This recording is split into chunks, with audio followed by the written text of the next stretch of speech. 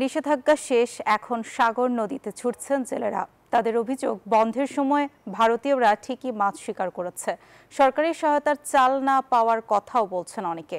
এসব পেছনে ফেলে আবারও জমজমাট বেচা বিক্রির অপেক্ষায় জেলে ও ব্যবসায়ীরা। এবার ইলিশের আহরণ বাড়বে আশায় আছেন তারা। বরিশাল থেকে মোহাম্মদ শুভ হাওলাদারের ক্যামেরায় সাইফুর রহমান মিরনের রিপোর্ট। 22 দিনের নিষেধাজ্ঞা শেষে উৎসাহ নিয়ে মাছ শিকারে নেমে পড়েছেন জেলেরা। জেলেদের অভিযোগ, নিষেধাজ্ঞার সময় মানবেতর জীবনযাপন করেছেন তারা।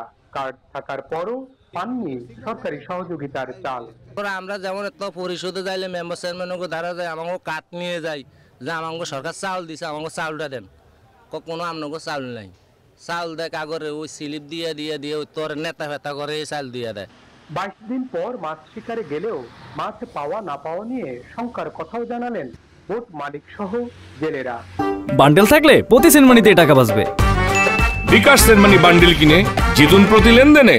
আমরা জেলেরা যে চাল ডালগুলো পাইবো, কিন্তু ওই জিনিসটা আমরা পাইতেছি না। আজকে রাত 12টার পর অভিযান শেষ হবে। আমরা আল্লাহ যদি বাঁচায় কাল সকালে সাগরে যাব। আমাদের বর্তমানে এখানে 7টা বোট আছে।